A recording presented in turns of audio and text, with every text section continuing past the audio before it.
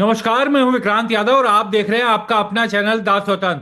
मध्य प्रदेश में जिस तरीके से कांग्रेस प्रत्याशी मीनाक्षी नटराजन का पर्चा खारिज हुआ है, उसे लेकर कई तरह के सवाल खड़े हो गए हैं। सबसे बड़ा सवाल तो यही कि अगर इस तरीके से निजी कंप्लेंट जो कोर्ट में लंबित हैं और जिनमें केवल नोटिस जारी हुआ है, क्या ऐसी शिकायतों के आधार पर अगर पर्चे खारिज होने लगे राज्यसभा के, तो इसके बाद तो इस तरह के मामलों की बाढ़ आ जाएगी। कांग्रेस इस पर लगातार हमलावर है, लेकिन उसके बावजूद हकीकत यह है कि जिस राज्य में दो सीटें बीजेपी को जीतनी चाहिए थी नंबर के हिसाब से और एक सीट कांग्रेस को जीतनी चाहिए थी, अब वहां तीनों सीट बीजेपी के पास जा रही हैं। क्योंकि अगर इस मामले में इलेक्शन पिटीशन भी दाखिल की जाएगी तो उसमें भी सालों साल लग जाएंगे। तो क्या ये एक नई परिपाटी शुरू हो गई है? बात करते हैं वरिष्ठ पत्रकार विनोद अग्निहोत्री जी से। विनोद सर, नमस्कार। नमस्ते नमस्ते। सर, किस तरह से इस पूरे मामले को देखा जाए? क्योंकि अगर प्राइवेट कंप्लेंट, क्योंकि ये तो ऐसा होगा सर, अगर किसी ने पर्चा दाखिल किया, उस पता चले कि कोई पर्चा दाखिल करने वाला है, उससे पहले कहीं भी किसी भी कोर्ट में देश में उसके खिलाफ कंप्लेंट कर दो, नोटिस हो जाए, अब उसे पता है या नहीं पता है, तब भी पर्चा खारिज हो जाएगा। ये क्या, किस तरह से इस पूरे मामले को देखा जाए सर? दरअसल देखिए, अब कई चीजें नई सामने आ रही हैं हम्म। जिनकी कल्पना कभी हमारे संविधान निर्माताओं ने नहीं की होगी। हम्म। अब उदाहरण के लिए राज्यसभा जो है वो राज्य का प्रतिनिधित्व करती है। हाँ। राज्यों के चुने हुए विधायक वहां सांसद भेजते हैं। हम्म। अब पंजाब में भाजपा के दो विधायक हैं और राज्यसभा के सांसद हो गए उनके पास 6 हाँ। है। तो साथ में ये राघव चड्ढा दिल्ली से है। हाँ। तो पंजाब से आप बताइए, 2 विधायक और 6 राज्यसभा सांसद। हाँ। तो अब है, क्या करिएगा, ये भी संविधान की विसंगति है, विडंबना है। अब हाँ। इसके बारे में कभी बाबा साहब अम्बेडकर और जवाहरलाल नेहरू और राजेंद्र प्रसाद, सरदार पटेल ने सोचा थोड़ी होगा कि हाँ। कभी ऐसा ही समय आएगा। तो संविधान में तो कोई व्यवस्था नहीं है। हाँ। ऐसे ही अभी आपने जैसे मीनाक्षी नटराजन का उदाहरण दिया, हाँ। मध्य प्रदेश में तो नामांकन पत्र खारिज होने की एक रिवायत सी है वहाँ। हाँ। काफी पहले इसकी शुरुआत हुई जब सुषमा स्वराज जी विदिशा से लोकसभा के चुनाव लड़ रही थी। हम्म। तो उनके खिलाफ कांग्रेस के उम्मीदवार थे राजकुमार पटेल। हाँ। अब वो पटेल साहब का पर्चा खारिज हो गया। हम्म। अब कैसे खारिज हुआ, क्यों खारिज हुआ, इसकी अलग अलग कहानियां तमाम हाँ। सुनने को मिलती रही हम लोगों को। लेकिन वो खारिज हो गया, सुषमा जी जीत गई चुनाव बहुत आसानी से। हालांकि वैसे भी जीत जाती, सुषमा जी की लोकप्रियता थी।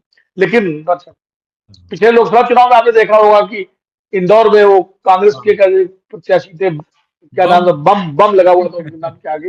हाँ। तो अब वो ऐसे बम थे कि उनका पर्चा खारिज हो गया हाँ। या विड्रॉ कर लिया और क्या कर दिया। वहां तो विचित्र ऐसे ही उधर उसी चुनाव के दौरान, लोकसभा चुनाव के दौरान उधर कौन सी सीट है बुंदेलखंड की, कहाँ की, वहां भी एक समाजवादी पार्टी के उम्मीदवार का पर्चा खारिज हो गया। हम्म।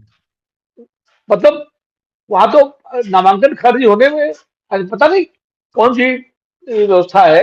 या तो जो लोग लोकसभा, विधानसभा और राज्यसभा का चुनाव लड़ रहे हैं उनको नामांकन पत्र भरने का सलीका नहीं है क्या? आमतौर पर नामांकन पत्र के 4 सेट जमा होते हैं हाँ। और चारों सेट जो है जो तैयार होते हैं वो किसी अच्छे वकील, हाँ। कानून के जानकार के साथ बैठ करके भरा जाता है, जिसको अनुभव हो इन सब चीजों का। हम्म। और एक एक पॉइंट, एक एक चीज पूरा चेकलिस्ट बना के उसका व्यवस्था की जाती है। अब उसमें ये था ही नहीं हम्म। कि नोटिस का उल्लेख करना है। क्योंकि आमतौर पर जो कॉलम है उसमें ये है कि आपके खिलाफ यदि कोई आपराधिक मामला है तो उसका उल्लेख करें। अब हम्म। आपराधिक मामला क्या है? हम्म। कोई एफआईआर दर्ज हो, है ना, कोर्ट से कोई आपको किसी व्यक्ति को सजा हुई हो हाँ। लोअर कोर्ट से और वो हाई कोर्ट या उच्च अदालत में लंबित हो मामला, है ना। तो यही तो आपराधिक मामले होते हैं आमतौर पर। अब सही आपने कहा कि किसी ने शिकायत कर दी। अब किसी तेलंगाना में कोई किसी ने केस किया था उत्पीड़न का, उसमें ये प्रभारी थी मीनाक्षी मित्तल। उसने इनका नाम इसलिए लिया कि साहब प्रभारी को भी हमने कहा, लेकिन उन्होंने कोई कार्रवाई नहीं कोई की कार्रवाई नहीं की। है। अब प्रभारी का हो सकता है वो जो है उसने राहुल गांधी तक का नाम आ गया हो, हम्म। मल्लिकार्जुन खड़गे का भी आ गया हो शायद। हम्म। पता नहीं कब अगला उनके नामांकन में हो सकता है उनका उनका नाम भी कहीं नोटिस में हो। क्या क्या पता। जब क्योंकि जब उस सज्जन ने प्रभारी को का नाम लिया है तो उसमें ऊपर प्रदेश अध्यक्ष और राष्ट्रीय अध्यक्ष और राष्ट्रीय नेताओं का उसमें जिक्र किया हो, क्या पता। तो सर ये तो अच्छा, जी जी सर एक और चीज है हाँ कि मीनाक्षी नटराजन का तो आपने खारिज कर दिया, हम्म और झारखंड में हाँ जो एनडीए के उम्मीदवार हैं परिमल नाथवाणी साहब, उनके पर्चे में भी कुछ त्रुटियां थी, हम्म उनको आपने समय दे दिया ठीक करने का। हम्म अरे तो भाई मीनाक्षी जी को भी आप कह देते हैं कि भाई आप भी जो है इसका उल्लेख करिए, ये आप आपके खिलाफ मामला था, आप उसका उल्लेख कर दीजिए।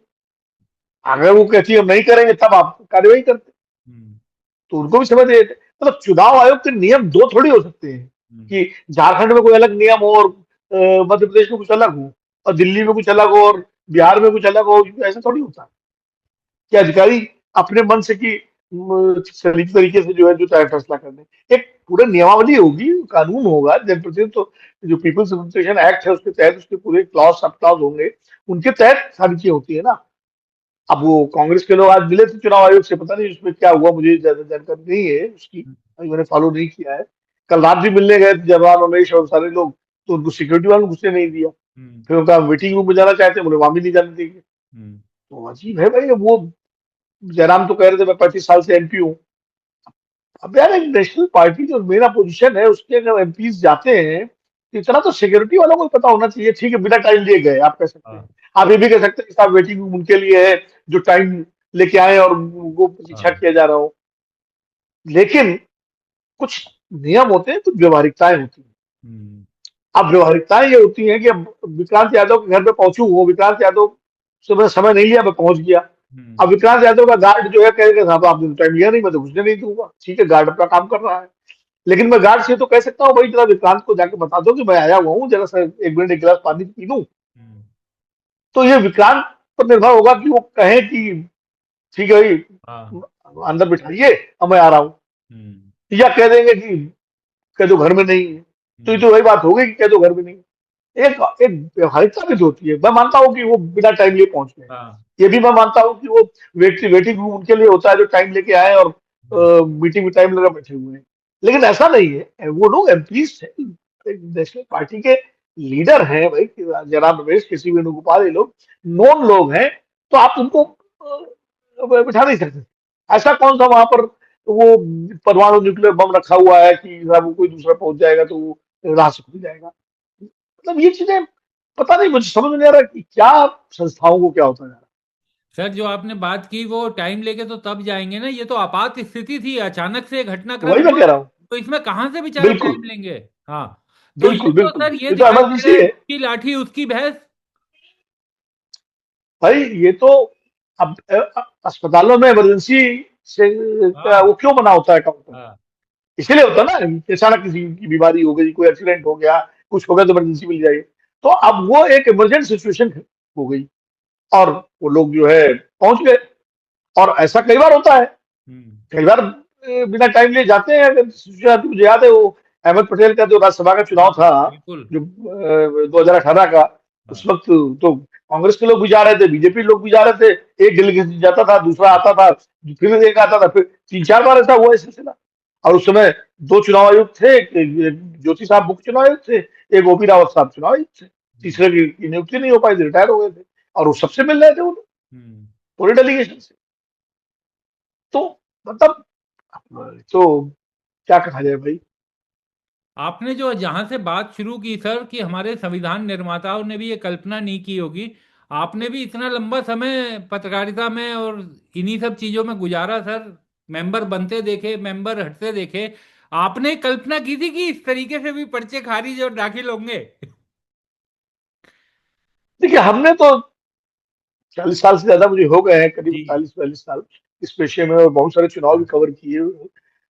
हमारे उस दौर में, इस दौर की आप बात करें, पर्चे खारिज होते थे, लेकिन जब कोई बड़ी हाँ विसंगति होती थी उसमें, हम्म, कोई बड़ी जानकारी आपने छिपा ली, कोई बड़ी त्रुटि हो गई, दस्तखत नहीं मिल रहे, तो तब खारिज होते थे। हम्म, और छोटी मोटी कोई स्पेलिंग मिस्टेक है, कोई त्रुटि अगर होती थी तो कई बार बुला करके हाँ जो निर्वाचन अधिकारी होते थे वो बता देते थे, "भाई देखो ये दिक्कत रह गई है, इसको ठीक करो, नहीं फिर स्क्रूटनी में खाली हो जाएगा, हम्म, खारिज हो जाएगा।" तो यही होता था। हम्म, और उसमें मतलब पर्चा, अब तो पर्चा खारिज होना एक तरह से राजनीतिक हथियार जैसा बन गया है। पहले ऐसा नहीं था। हम्म, पहले संयोग में पर्चा खारिज हो जाए। हाँ, आमतौर पर उसका कोई मैंने इसीलिए वो विदिशा वाला उदाहरण दिया कि हाँ, हो सकता है वो संयोग में खारिज हुआ हो, लेकिन हाँ, उसको लेकर भी तमाम सारे सवाल उठे थे, कांग्रेस पार्टी के अंदर भी उठे थे कि हाँ, ऐसे कैसे हो गया कि आप समय पे नहीं करा पाए हो। लेकिन अ, उसके बाद से जिस तरह पर्चे अब खारिज होने लगे हैं इन सब बातों पे, तो बहुत ही आश्चर्यजनक है। अब किसी का नाम मान लीजिए किसी ने डाल दिया। कई लोग विटनेस में नाम डाल देते हैं, हम्म, कई बार पुलिस विटनेस में नाम डाल देती है कि हम्म, भाई ये विटनेस थे किसी हाँ, घटना के, या कोई दीवानी का मुकदमा चल रहा है उसमें विटनेस में नाम होता है। अब वो विटनेस में नाम है किसी का, उसको ध्यान नहीं है, उसने नहीं रखा, तो वो अब वो कोर्ट से आ गया अभी तो विटनेस है उसमें, तो हम्म, खारिज हो जाएगी पर्चा। अब तो ये अगर ये नियम है हम्म, तो फिर जितने लोग इस समय लोकसभा विधानसभा और राज्यसभा में हैं सबकी जांच कराइए कि किसके किसके खिलाफ नोटिस है जो जानकारी नहीं दी, हाँ, किसके किसके खिलाफ कोर्ट के नोटिस हैं हम्म, किसी भी मामले में, और उन्होंने अपने नामांकन पर जानकारी नहीं दी कभी, हम्म, तो सबका खारिज कर दीजिए, अवैध कर दीजिए नामांकन इस नियम के आधार पर। हो सकता है क्या हम्म, कभी नहीं हो सकता। भाई? ये तो ओपन एंड शट केस हो जाएगा ना। तो चुनाव आयोग निकाले सबके एफिडेविट और देखे और जानकारी मंगवाए और साहब कोर्ट से जो है किसी किसकी नाम है। बहुत सारे लोग जो जो पब्लिक लाइफ में हैं उनके होंगे कोर्ट में कई जगह नोटिस इशू हुए होंगे, हाँ, धरना प्रदर्शन में, कहीं किसी उसमें जो है किसी के विटनेस में, कहीं किसी के साथ उसमें, तो कई सारे जो है पॉलिटिकल लाइफ में जो पब्लिक नोटिस इशू होते हैं।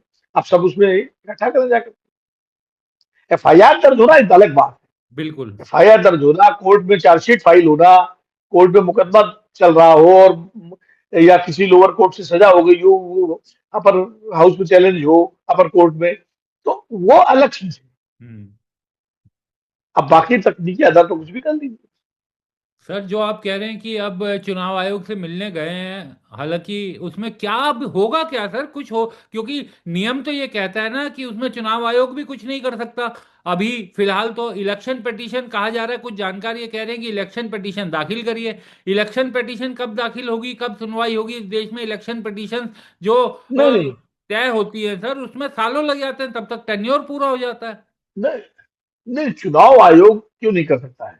हम्म, वो अधिकारी जो नामांकन लेते हैं वो चुनाव आयोग के अंतर्गत तो हैं। हाँ, तो चुनाव आयोग अगर संज्ञान लेकर के और अपने अधिकारियों का प्रयोग करे, मुख्य चुनाव आयोग जो चुनाव आयोग, और उसको सारे कागज बना के उसको होल्ड तो कर सकता है ना। हम्म, होल्ड करके और उसको क्लैरिफाई, पता मुझे लगता है।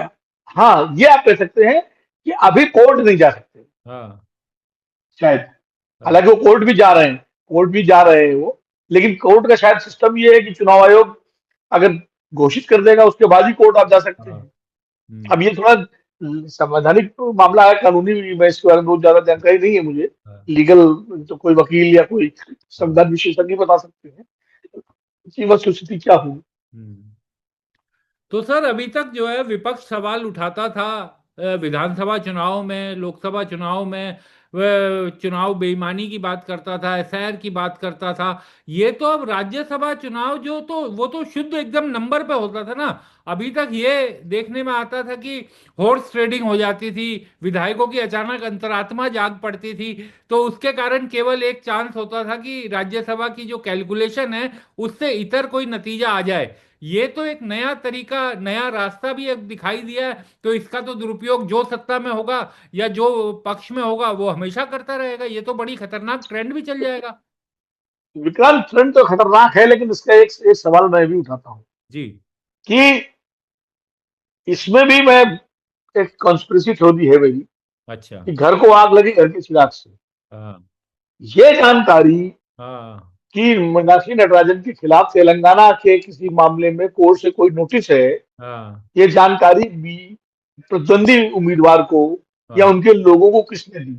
हाँ, उन्होंने ही तो हम्म, उन्होंने ही तो चुनाव आयोग को लगाया होगा ना नोटिस। हाँ, जो निर्वाचन अधिकारी है उनको थोड़ी पता है कि नोटिस बिल्कुल। किसके खिलाफ कहाँ जो नोटिस जो आया। पार्टी है उसी ने लगाया वो होगा सर, जो लड़ रहा है चुनाव। पार्टी लगाया होगा कि साहब हाँ, इनके नामांकन में जो है देखिए इन्होंने इसकी जानकारी नहीं दी, ये नोटिस इनको मिला हुआ, ये उसकी कॉपी है। हाँ, वो कॉपी नोटिस की और वो जानकारी किसने दी? हाँ। शायद उन लोगों ने दी होगी जो मीनाक्षी नटराजन को टिकट दिए जाने से खुश नहीं होंगे, हाँ। या उनमें ऐसे लोग भी होंगे जो खुद चाहते होंगे उनको टिकट दिया जाए, उनको टिकट नहीं मिला, हम्म। तो उनका ये निकालो क्योंकि मीनाक्षी नटराजन के खिलाफ कोई आपराधिक मुकदमा है नहीं, हाँ। आर्थिक रूप से वो बेईमान नहीं है, वो बड़ी हाँ। गांधीवादी किस्म की महिला है, बिल्कुल। खादी की साड़ी पहनती है और चप्पल पहनती है, बहुत ही साधारण तरीके से रहती है, कोई वैसा है नहीं, तो ये कहीं से ये मिल गया होगा, जानकारी भी तो हो गई पार्टी, हाँ। तो ये कहाँ से जानकारी मिली? हाँ। महत्वपूर्ण तो ये है ना, हम्म। तो इस वो बात तो का जो भी, होगा होगा, ठीक है। हाँ बिल्कुल, तो इस बात का भी अंदेशा है कि ये इनसाइडर काम भी हो सकता है, क्योंकि कांग्रेस में पहले भी सर इस तरीके की चीजें तो देखी गई हैं कि आपस में ही अपने घर के लोगों के कारण हार का सामना करना पड़ा, लेकिन वो बाद में खुल जाता था। तो इस मामले में भी हो सकता है बाद में खुले, क्योंकि इस मामले में इसलिए महत्वपूर्ण है सर, ये कहा जा रहा था कि राहुल गांधी पसंद, अपनी पसंद से मीनाक्षी नटराजन को राज्यसभा भेजना चाहते थे। तो हो सकता है कि कोई उनकी पसंद को नापसंद करने ये तो वाले लोगों का काम हो। ये तो कांग्रेस पार्टी के लोगों को, ठीक है, चुन निर्वाचन अधिकारी ने जो किया उसको आप चैलेंज कीजिए, लीगल को चुनाव आयोग में करिए, कोर्ट में करिए, वो अलग बात है, हम्म। लेकिन अपने भीतर भी तो जांच बिठाइए, हम्म। कुछ इसका भी इंतजाम करिए। अब कांग्रेस में ये कोई नई बात नहीं है। हाँ। हरियाणा में अजय माकन कैसे चुनाव हारे थे राजस्थान, हाँ, पूरे नंबर होने के है बावजूद। हाँ। पूरे नंबर होने के बावजूद। हम्म। हिमाचल में अभिषेक मनु सिंघवी कैसे नहीं आ हाँ, पाए थे वहां से, फिर तेलंगाना भेजना पड़ा उन्हें। फिर तेलंगाना से जल लाना पड़ा। तो कांग्रेस पार्टी तो महान है ना इस मामले में। हाँ।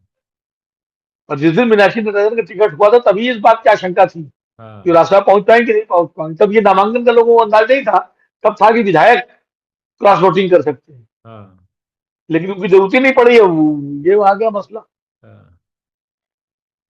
विधायक तो सर हेलीपैड पे वो उसमें हवाई जहाज में बैठ गए थे परिवार वालों के साथ, वहीं से उन्हें वापस यू टर्न लेकर के उतारा गया कि अब कोई जरूरत ही नहीं है, खेल हो गया। जरूरत ही नहीं, खेल हाँ। हो गया। तो अब आप ये भी तो कांग्रेस हाईकमान देखना पड़ेगा ना, हाँ। इसलिए अपना घर भी दुरुस्त करना पड़ेगा साथ के साथ। हाँ सर, एक अंतिम सवाल इसी से जुड़ा हुआ, जो आजकल बड़ा डेवलपमेंट टीएमसी वाला चल रहा है सर। आज भी टीएमसी के कुछ सांसद कह रहे हैं इस्तीफा दे रहे हैं, सुष्मिता देव भी आज असम के मुख्यमंत्री से मिल ली है, उन्होंने टीएमसी छोड़ दी। तो ये भी अजीब ही चल रहा है सर कि चुनाव हारते ही टीएमसी के अंदर भी सबकी अंतरात्मा जागने लगी है। अब सुष्मिता देव के बारे में क्या कहूं, हम्म। संतोष मोहन देव की बेटी है, हाँ। कांग्रेस ने उनको सब कुछ दिया था, हाँ। लोकसभा का टिकट दिया, लोकसभा जीत के आई, हाउस में बोलती थी बहुत अच्छा, राहुल गांधी की जो टीम थी उसमें थी वो हाँ। सुशीला देव। हाँ। उसके बाद वो चली गई इस्तीफा दे करके लोकसभा से तृणमूल कांग्रेस में, हम्म। तृणमूल में ममता जी ने उनको बना दिया, राज्यसभा का हम्म। भेज दिया। वो प्रशांत किशोर ने एक ऑपरेशन किया था उस समय, जब ममता जी 2021 में जीत के आई थी, कि कांग्रेस के जो तमाम नेताओं को बंगाल के बाहर जोड़ के टीएमसी में लाओ, और उसके बाद उनको जो है टीएमसी को एक्सपेंड करो और धीरे धीरे हाँ। टीएमसी असली कांग्रेस बन जाए। हाँ। ये जिसमें गोवा में, त्रिपुरा हाँ। में, आसाम में सब नेता, वो कीर्ति आजाद कांग्रेस में आ चुके थे, उसमें कांग्रेस छोड़ के गए, शत्रुघ्न सिन्हा कांग्रेस छोड़ के गए उसी समय। उत्तर प्रदेश में राजेश त्रिपाठी जो है, जो हाँ, कमलापति जी के ललितेश। पोते हैं, और नहीं, राजेश पति है, उनके बेटे ललितेश, हाँ, ललतेश। दोनों टीएमसी में चले गए। हम्म। तो अब सुषमा देव बीजेपी की तरफ जा रही हैं हम्म। असम के मुख्यमंत्री से मिल करके। तो अब बदल तो क्या है, बाजार गई है, कोई विचार बचा नहीं, कुछ सिद्धांत बता नहीं। कल तक ममता बनर्जी बहुत अच्छी थी, हम्म। त्याग की मूर्ति थी, आज वो तानाशाह हो गई है। मगर भाई तानाशाह अगर आज है तो तब कल भी रही होंगी, हम्म। कल आप वहां क्या कर रहे हैं?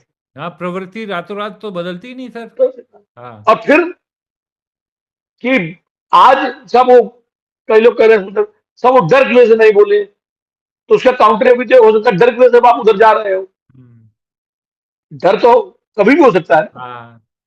सत्ता सत्ता का लाभ भी होता है, सत्ता का डर भी होता है। तो हाँ। तब अगर सत्ता का लाभ और डर था तो अभी सत्ता का लाभ और डर है।